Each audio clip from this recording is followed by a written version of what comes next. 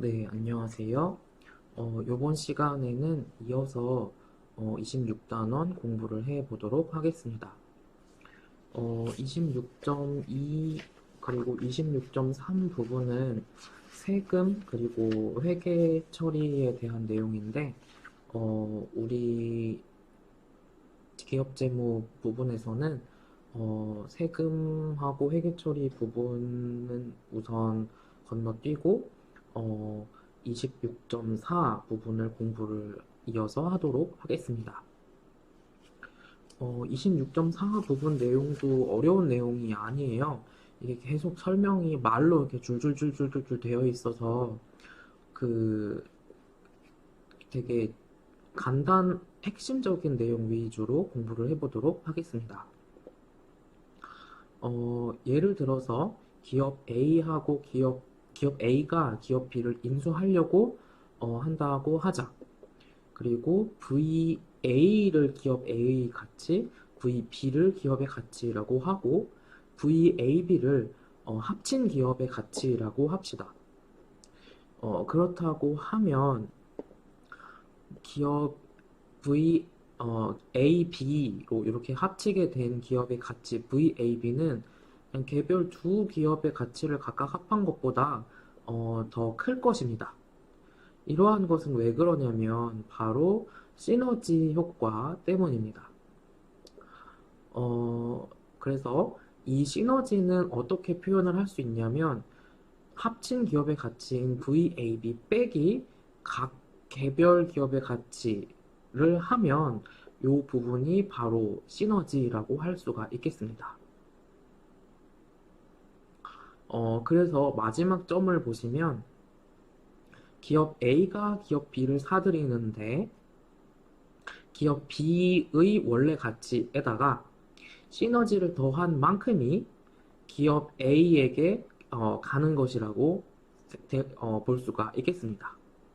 그래서 원래 기업 B 본래 가치 플러스 기업 B가 기업 A에게 인수됨으로써 발생하게 되는 시너지까지 합쳐서 이것이 새로운 기업 B의 가치라고 이렇게 별 표시를 해 놓을 수 있겠습니다. 그래서 기업 A의 입장에서 기업 B가 A에게 넘어온다면 기업 A가 보는 기업 B의 가치는 이렇게 VB의 별표가 되겠습니다. 결국은 시너지가 있다라는 내용을 조금 자세하게 이야기를 하고 있는 것이고요. 그래서 인수를 하려는 기업 A의 입장에서 기업 B를 평가를 하려면 우리가 앞에서 봤던 대로 이제 델타 V 부분과 V의 B 부분을 추정을 해야 됩니다. 요 부분 추정을 해야 되는데 그래서 첫 번째로 VB 부분을 추정을 해야 되고 델타 V 부분을 추정을 해야 되는 것이죠. 그런데 만약에 기업 B가 상장 기업이야. 그러면 이미 맨날 맨날 이 기업의 가치가 변하고 있는 것이 그냥 시장에서 다 확인이 가능한 것입니다. 그런데 만약에 기업 B가 비상장사라면 V의 B 값을 그와 유사한 사업을 하고 있는데 상장인 회사 거의 가치를 이제 뭐 그 대용치로 해가지고 VB를 추정을 해야 한다, 추정을 할 수 있겠다라는 것입니다. 그리고 기업 A가 기업 B를 인수를 하게 되면 앞서 말씀드린 것처럼 시너지 효과라든지 뭔가 플러스 NPV 효과가 있기 때문에 인수를 하는 것입니다. 이것은 다시 말하면 현금 흐름 측면에서도 기업 A가 기업 B를 인수함으로써 뭔가 이제 플러스 되는 효과가 있기 때문에 인수를 하는 것이라고 할 수 있겠죠. 그래서 현금 흐름 측면으로 본다면 어, 매출이 늘어나는 부분, 비용이 감소되는 부분, 세금이 줄어드는 부분, 자본 지출이 줄어드는 부분, 이렇게 크게 네 가지 효과가 현금 흐름 측면에서 합병으로 혹은 인수로 인해서 발생하는 긍정적인 효과라고 할 수 있겠습니다. 그래서 정리를 하면 합병과 인수를 통한 현금 흐름상의 이익이 매출액 증가, 비용 절감, 세금 감소 효과, 자본 지출의 감소 효과, 이렇게 정리를 할 수가 있는 것이겠지요. 그리고 우리는 이렇게 첫 번째 하나, 둘, 셋, 네 가지 사항에 대해서 이제 이 부분에서 매출액 증가에 대해서 조금 자세히 쭉 살펴볼 예정이고, 비용 절감의 효과에 대해서 쭉 자세히 살펴보고, 세금이 절감되는 게 도대체 뭘 의미하는 건지에 대해서 또 살펴볼 거고, 네 번째 마지막으로 자본 지출 감소가 도대체 무엇을 얘기하는지에 대해서도 살펴보도록 하겠습니다. 그럼 다시 앞으로 돌아와서 하나씩 살펴보도록 하면, 바로 첫 번째는 매출액 증가 효과라는 것입니다. 아무래도 두 회사이던 것이, 두 회사가 따로따로 마케팅을 하던 것이 한 개 회사로 합쳐서 마케팅을 하게 되면 효율성이 높아지는 측면도 있겠고요. 그리고 전략적 효과라고 할 수도 있겠는데, 예를 들어서 컴퓨터를 생산하는 회사가 있는데 이 회사가 소프트웨어 관련 회사를 인수를 했어. 그러면 이 회사는 하드웨어라는 컴퓨터 제품도 만들면서 소프트웨어, 그 안에 들어가는 소프트웨어까지 함께 만들 수 있는 그런 효과가 있을 수 있겠습니다. 그리고 여기 실제 예를 보면 P&G라는 회사가 체어맨 페이퍼 컴퍼니라는 회사를 인수를 해서 기존에 본인들이 이제 생필품, 뭐 샤워용품, 그다음에 뭐 욕실용품 그런 거 생산하던 거에 더해서 기저귀라든지 타월이라든지 휴지 같은 것도 생산을 할 수 있게 되는 그런 효과가 있었다는 것. 이런 것이 이제 전략적 효과라고 할 수 있겠습니다. 그리고 이 말은 들어보셨죠? 시장 지배력. 혹은 이거를 시장 점유율이라고 하면 마켓 쉐어라고 더 말을 많이 하죠. 그래서 만약에 동종 산업에 있는 회사 두 개가 하나로 합치게 되었다. 그러면 당연히 시장 점유율, 시장 지배력이 올라가게 되는 거고요. 그 혹시 아실지 모르겠는데 지금 우리나라에 이동통신 회사가 크게 SKT, KT, 그다음에 LG U 플러스 이렇게 세 개의 회사가 있죠. 그런데 처음 우리나라에 이동통신 회사가 이렇게 세 개로 있었던 거는 아니고요. 예전에는 이제 그 010 번호를 쓰기 전에는 011부터 019까지 번호가 있었는데 이제 011 번호를 쓰는 현재의 SKT라고 할 수 있는 한국이동통신이라는 회사가 있었고 016 번호로 시작을 한 KT가 있었습니다. 그리고 017 번호를 서비스를 하던 신세계이동통신이라는 회사가 있었고 018 번호를 서비스하던 한솔이동통신이라는 회사가 있었습니다.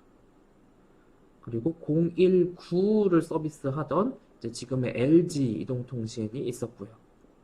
그래서 이 011과 017, 이제 SKT가 신세계 이동통신을 합병을 해서 지금의 SKT가 된 것이고요. 그 다음에 지금의 016, KT가 한솔 이동통신을 먹어서 지금의 KT가 된 것이 되겠습니다. 그리고 그래서 이렇게 SKT라는 회사, 지금의 KT, 그리고 지금의 LG 이렇게 세 개의 회사로 이동통신 시장이 재편된 것이라고 할 수 있겠습니다. 근데 여기서 이 말씀을 왜 드렸냐면 지금 원래 예전에 과거에도 합병 전에도 011이 제일 사용하는 사람들이 많았던, 즉 시장 점유율이 높았지만 이제 017까지 인수를 하게 되면서 지금 아시는 것처럼 시장 점유율이 SKT가 거의 50% 정도 되잖아요. 그래서 이렇게 두 회사가 한 회사로 합쳐지면서 시장 지배력 혹은 시장 점유율이 높아지는 효과가 있게 되었던 것이 되겠습니다. 이제 요거는 이동통신 쪽에 대해서 그좀 익숙하신 부분이니까 말씀을 드렸고, 이제 그 집에 그 초고속 인터넷 같이 쓰시잖아요. 그래서 어 예전에 하나로 텔레콤이라는 이동통신 회사가 아니 이동통신 아니라 초고속 인터넷 회사가 있었어요. 그래서 요 하나로 통신이라는 회사가 지금 SK 브로드밴드가 된 것이고 이렇게 SKT의 자회사가 된 것으로 되겠습니다. 그래서 지금 뭐 또 이제 이렇게 이동통신 부문, 초고속 인터넷 부문, 그리고 지금 최근에 이제 논란이 되고 있는 게 그 케이블 TV 쪽 인수합병해서 시장이 좀 회사들이 정리되는 부분, 네, 이런 이슈가 있다는 것도 네, 한번 좀 알아두시면 좋겠습니다. 그래서 다시 돌아가서 우리는 첫 번째로 매출액 증가가 요런 것들이 효과가 있고 뭐 요런 어 이야기구나라는 것을 살펴보았고요. 어려운 내용 아니죠. 이게 조금 당연하게 이해할 수 있는 내용들이라고 생각이 되고요. 이제 그리고 두 번째가 비용의 절감 효과입니다. 여기 밑에 있는 그래프를 먼저 보시면 요 그래프는 혹시 미시경제학을 먼저 배우신 분들이면 요 그래프를 보신 적이 있을 것 같아요. 뭐냐면 이제 점점 100개 생산하던 것에서 막 200개, 300개 이렇게 생산량을 늘리게 되면 이럴 때 발생할 수 있는 것이 규모의 경제 효과라고 하죠. 어차피 고정비 나가는 건 똑같은데 어차피 공장 돌려야 되고 하는 건 똑같은데 100개 생산할 거 200개 생산하고 300개 생산하고 하면 한 개당 생산비는 줄어들게 되는 것이죠. 그래서 그게 어떤 포인트인지는 잘 모르겠으나 이렇게 생산비가 규모를 점점 늘리면서 줄다가 이제 다 규모의 경제가 다 달성이 되고 이제 어느 포인트 이후부터는 오히려 단위당 생산비가 올라가게 되는, 그래서 이 포인트를 기업이 제일 이제 찾으려고 하는 것이 이 바로 규모의 경제 효과 때문이 되겠습니다. 미국의 델타 에어라인과 노스 이스트 에어라인이 합병을 한 사례가 교과서에 나와 있고, 지난번에 말씀드렸던 것처럼, 우리나라 그 저비용 항공사 중에 제주항공이 이스타항공을 인수를 하려고 하는 것도 아마 요 규모의 경제를 노리는 것도 하나 이유가 있을 것이고요. 어, 이제 우리나라 회사들만 봐도 인수합병된 경우가 굉장히 많아요. 그래서, 어, 과자 가끔 드시죠? 그래서 그 크라운 제과라는 회사가 있고 혜태 제과라는 회사가 있어요. 이제 크라운 제과의 대표 제품이 크라운 산도고 혜태 제과의 대표 상품이 뭐 홈런볼이나 OS, 그리고 허니 그 과자 있죠. 그것가 다 혜태 제품입니다. 그런데 크라운하고 혜태 쪽으로 이제 인수가 되면서 그러한 경우에도 이제 동종 산업에 있는 경우이기 때문에 어, 규모의 경제가 달성이 된 경우가 되겠고요. 이제 또 더 대표적인 케이스를 말씀을 드리자면 IMF를 거치면서 지금 현대자동차가 기아자동차를 인수를 하게 됐죠. 그래서 지금 현대 기아자동차인데 물론 각사 이제 개별 특성도 있고 뭐 따로 운영이 되는 부분도 있지만 어쨌든 IMF 98년 IMF 외환위기를 거치면서 이제 동종 차량 제조 산업인 기아자동차 그리고 있던 기아자동차와 현대자동차가 합쳐지면서 이제 그 경우에도 규모의 경제를 달성을 할 수 있게 된 것이죠. 뭐 아실 거예요. 뭐 택시라든지 이제 부모님이라든지 아시는 분 차 타보면 K5에 들어가는 부품이나 소나타에 들어가는 현대자동차의 소나타에 들어가는 부품이나 기아차의 K5에 들어가는 부품이 거의 같다. 외관과 뭐 차량 내부 디자인만 살짝 다를 뿐, 이제 그런 규모의 경제를 달성하기 위해서 부품을 같이 쓰는 것이죠. 같은 부품을. 네, 그런 것도 규모의 비용 절감 효과로 인한 규모의 경제의 모습이라고 살펴볼 수 있겠습니다. 어, 그리고 앞서서 제가 말씀드렸던 것처럼 이제 수직접 통합을 통한 어, 플러스 효과를 볼 수도 있겠습니다. 그래서 앞서서 말씀드린 예를 다시 한 번만 말씀을 드리면, 이제 SCM 상에서 제조를 이제 물건 찍어내는 음, 회사가 있었다. 그런데 이거를 유통하는 회사를 먹었다. 그러면 물건 제조부터 유통까지를 다 이제 이 회사에서 할 수 있게 되는 그런 효과가 있는 것이고요. 여기 나와 있는 것처럼 항공사들이 호텔이나 렌터카 업체를 인수를 하는 것. 아니면 뭐 이런 경우 되게 많아요. 여행사가 이제 여행과 관련되어 있는 뭐 호텔 산업이나 이제 작은 호텔이나 렌터카를 같이 인수를 한다던가, 이렇게 연관되어 있는 부분들을 인수를 하는 것이 수직적 통합의 경제성을 이룩하는 모습이라고 할 수 있겠습니다.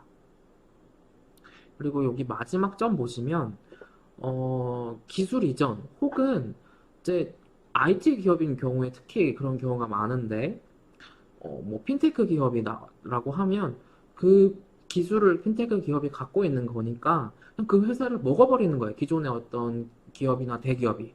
그러면 그 회사의 기술을 그냥 회사 가지고 오는 거니까 기술도 가지고 오는 거죠.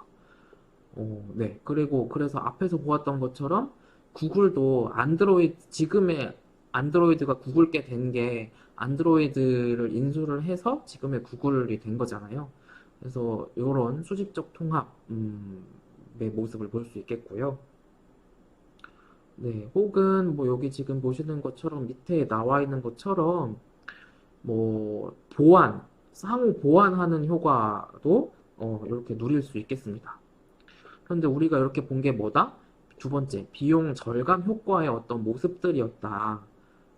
그런 것이었고요. 그다음에 세 번째는 세금을 절감할 수 있는 효과에 대해서 보겠습니다.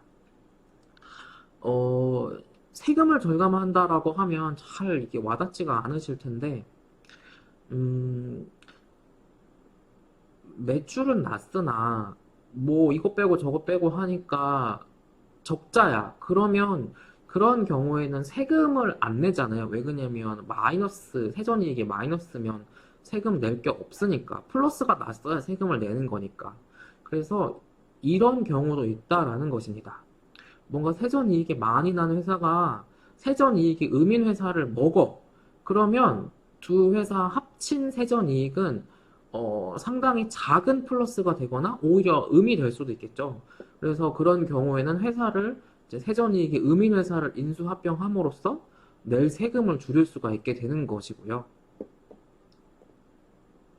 그리고 이제 좀 쉽게 요것도 이해를 하실 수 있을 텐데, 내가 인수기업이 자본 100%야. 자기 자본 100%야. 죄송해요. 내가 인수기업인데, 내가 지금 부채 사용량이 조금 많아. 그래서 총부채 비율이 높아. 그런데 내가, 현금 좀 가진 게 있어서 좀 자기 자본이 거의 99%인 회사를 인수를 하는 거야. 먹어. 나한테 합병을 시켜. 그러면 두 개 합친 회사는 부채 비율이 조금 떨어지게 되겠죠. 이제 그런 효과를 노리는 부분도 있겠습니다. 이제 네, 그래서, 이러한 회사들이 인수의 표적이 되기도 한다라는 것이고요. 이제 부채에 대해서는 우리가 계속 요번 학기에 살펴보았던, 뭐 중간중간 나왔던 것처럼, 채권의 이자 내는 부분에 대해서는 절세 효과가 있기 때문에 기업들이 어느 정도는 부채를 이제 쓰려고 한다라는 것이었습니다. 네, 그리고 잉여 현금 흐름을 갖고 있는 경우에도 어, 요렇게 인수를 하려고 하는 경우고요. 이제 그런 잉여 현금을 가지고 배당금을 지급할 수도 있고, 우리가 17탄원에서 살펴본 것처럼 자사주를 매입을 할 수도 있겠죠. 혹은 다른 회사의 주식을 매입을 하면서, 즉 다른 회사의 지분을 매입을 함으로써 회사를 인수를 해오는 인수 혹은 합병, 거의 아니면 지배권을 행사하는 그런 경우도 있을 수 있겠습니다. 그런데 여기 지금 보시면 어, 다른 기업의 주식을 샀어. 내가 인수기업인데 표적기업의 주식을 샀어. 그러면 그러한 경우에는 주주들한테 세금 문제가 이슈가 안 된다는 것이고, 그리고 이렇게 합병한 표적 기업으로부터 받은 배당금에 대해서는 세금이 부과되지 않는다라는 이점도 있겠습니다. 근데 네. 네, 그리고 표적 기업의 자산이 재평가가, 그러니까 매년마다 재평가가 안 되어 있어서 뭐 10년, 20년 전에 산 땅이야. 그러면 합병하면서 지금 재평가하면 엄청 올라 있겠죠. 네, 그런 효과도 있을 것이고, 이제 가치가 증가하게 되면, 만약에 땅이 아니고 무슨 건물이나 어떤 설비라고 한다면, 그게 그만큼 늘어나는 만큼 감가비도 늘어날 테니까, 감가비 늘어나면 이익 줄어드니까 또 세금 절감 효과도 있겠죠. 네, 요런 효과들이 있겠습니다. 그래서 요렇게 살펴본 것이 세 번째 세금 절감의 효과였습니다. 그리고 마지막으로 우리가 지금 네 번째로 자본 지출의 감소가 이제 인수로 인한 네 번째 이득 부분이 된다라는 것을 살펴보도록 하겠습니다. 이제 간단한 요 한 페이지인데요. 예를 들어 여기 예를 보시면 바로 이해가 될 거예요. 기업 A가 지금 공장을 갖고 있는데 이게 꽉 찼어. 지금 풀 가동하고 있어. 그런데 B한테는 뭔가 조금 공장 용량이 남아 있어. 그러면 기업 A의 입장에서는 공장 하나 또 추가하려면 땅 사야지, 공장 올려야지, 설비 들여와야지, 뭐 그리고 또 각종 뭐 구청이나 동사무소의 인허가 뭐 정부에 또 받아야지. 그러는 것보다는 그냥 기업 B를 사들이는 것이 저렴할 수 있겠다라는 것이 되겠습니다. 이제 그리고 특히 동종기업에 있는 경우, 뭐 동종기업에 있는 인수기업이 표적기업을 인수를 하는 경우, 현금, 매출, 재고 이런 거를 더 효과적으로 이제 운용을 할 수 있기 때문에 자본 지출 감소 부분도 인수로 인한 네 번째 마지막 이득이라고 할 수가 있겠습니다.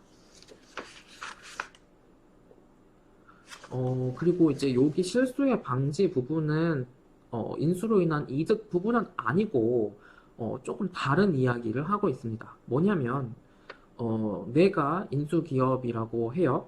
그리고 인수기업의 내가 CEO예요. 그런데 이렇게, 물색을 보다 보니까 어떤 기업 B가 있는데 그 기업을 내가 먹으면 인수를 하면 우리 회사가 훨씬 더 잘 나갈 것 같아. 그런데 그 B기업, 표적기업을 인수를 했을 때 얼마만큼의 효과가 있겠느냐를 숫자로 계량화하는 것은 정말 어려운 일일 것입니다. 이거는 당연히 미래를 예측을 하는 부분이기 때문에 그런 본질적인 어려움도 있고요. 그 두 회사가 하나가 됐을 때, 뭐, 나는 예상을 긍정적으로 했었는데, 예상치 못하게 좀 손해가 나는 부분도 있을 수도 있기 때문에, 요런, 인수합병의 효과를 정확하게 예측을 한다 하는 것은 상당히 어려운 일일 것입니다. 그런데 그럼에도 불구하고 그러한 예측의 어려움 혹은 예측으로 인한 예측을 잘못할 수 있는 실수를 방지하기 위해서 우리 교과서에서는 이러한 이야기들을 조언을 해주고 있습니다. 이제 이것도 어려운 내용이 아니죠. 첫 번째, 시장 가치를 좀 잘 고려를 해라. 그리고 인수합병으로 인해서 증가하게 되는 현금 흐름의 증분, 델타, 인크리먼트 부분에 초점을 맞춰라. 그리고 할인율을 잘 써라라는 건데 뭐냐면 기업 A가 기업 B를 인수를 하면 기업 B 거니까 기업 B에 적합한 할인율을 써야 된다라는 거죠. 그러니까 기업 A 거를 갖다가 할인율로 쓰면 안 된다라는 것이고요.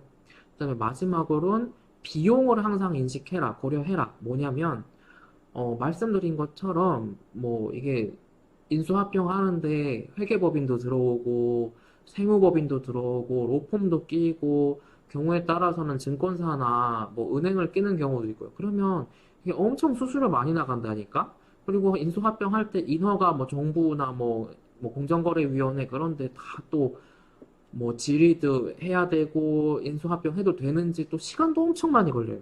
이제 그런 어떤 보이는 보이지 않는 비용들도 생각을 하라. 그렇게 요런 원칙들을 이제 따라가다 보면 실수를 방지를 할 수 있다라는 이야기가 되겠습니다.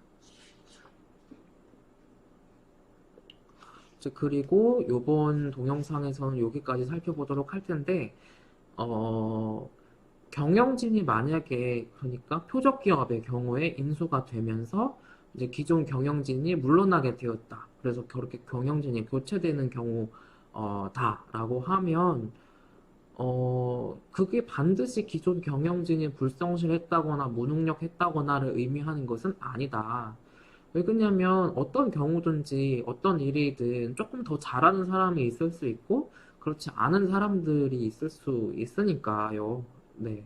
그리고 마지막 점에서 그래서 어찌 됐든 어, 경영진의 교체를 통해서 혜택을 볼 수 있는 기업을 골라낼 수 있다. 그러면 표적 기업 주주는 당연히 혜택 보는 기업 가치 올라가서 표적 기업 주주도 좋은 거고요. 사회적으로도 더 가치 있는 부분이 있다라는 것이 되겠습니다.